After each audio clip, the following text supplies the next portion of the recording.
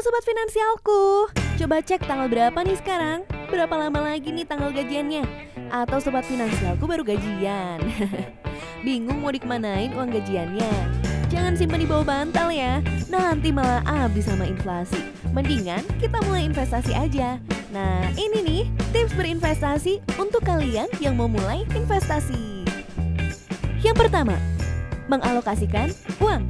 Mau berinvestasi tapi uang gak pernah tersisa. Menyisihkan uang emang akan selalu terasa sulit dan lebih sering gagal daripada berhasil. Tapi stop beralasan bahwa uang gak pernah cukup. Sekarang waktunya kamu berubah. Uang untuk berinvestasi merupakan prioritas yang perlu dialokasikan, bukan hanya disisihkan. Kamu bisa memulainya dengan sederhana, misalnya dengan memilih nominal tertentu di dompet. Sebagai contoh, setiap ada nominal atau pecahan uang 20.000 di dompet, segera pisahkan dan masukkan ke dalam celengan. Pada akhir bulan, ambil uang ini dan alokasikan untuk investasi. Sudah banyak kok investasi yang bisa dimulai dengan nilai yang kecil, misalnya reksadana. Yang kedua, memisahkan rekening. Jika kamu sering bingung nih karena dana investasi terpakai, coba deh manfaatin tips yang satu ini. Kamu bisa pisahin rekening investasi dengan rekening sehari-hari. Jadi, dana investasi akan selalu aman, gak kesentuh. Cara lainnya adalah dengan memanfaatkan fitur auto debit dalam berinvestasi. Sekarang ini beberapa jenis tabungan menawarkan fitur auto debit, yaitu menabung dengan sistem transfer berkala antar rekening secara otomatis.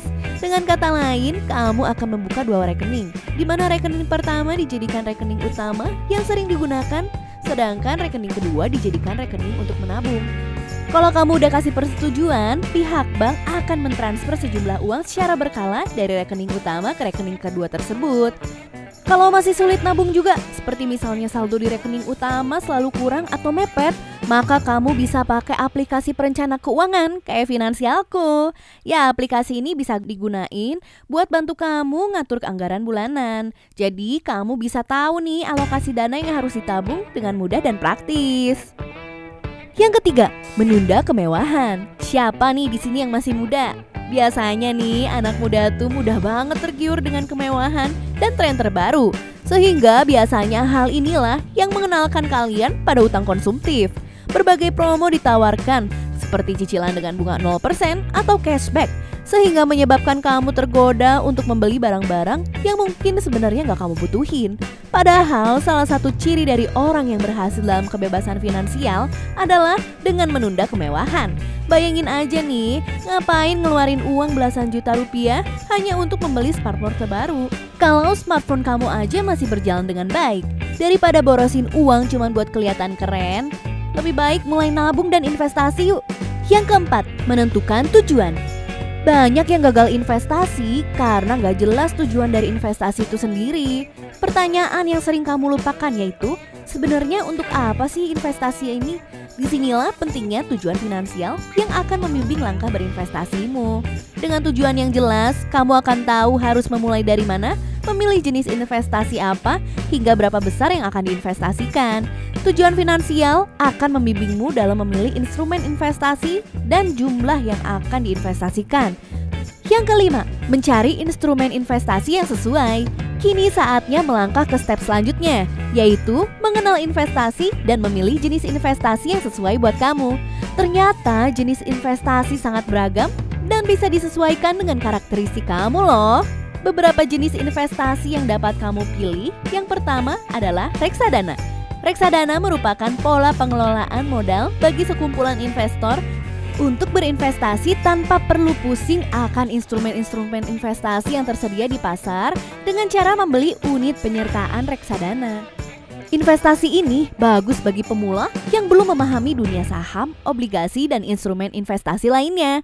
Karena dalam skema investasi reksadana akan ada manajer investasi yang bantu kamu buat ngelola uang kamu. Reksadana merupakan jenis investasi yang gak butuh banyak modal karena uang tersebut akan digabungkan dengan orang lain, barulah dikelola bersama dengan memperoleh keuntungan. Kedua, emas. Investasi emas seringkali disarankan bagi pemula karena aman dan cenderung kecil resikonya untuk tergerus inflasi.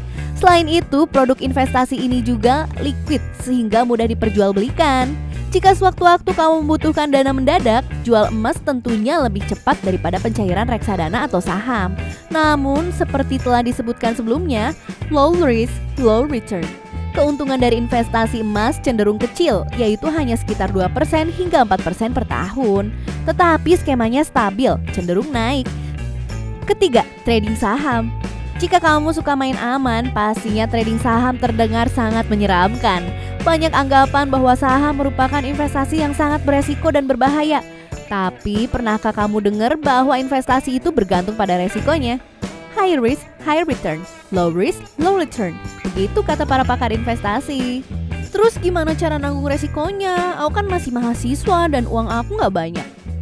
Jangan takut, main saham belum tentu butuh banyak uang. Kamu bisa mulai dengan jumlah yang sedikit dan mulai bermain dengan jual beli harian. Ya, sebenarnya masih banyak lagi instrumen investasi lainnya, kayak trading forex, obligasi, properti, dan sebagainya. Gimana?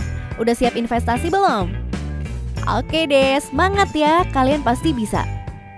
Oke, segitu aja dari aku. See you at the next video. Bye-bye.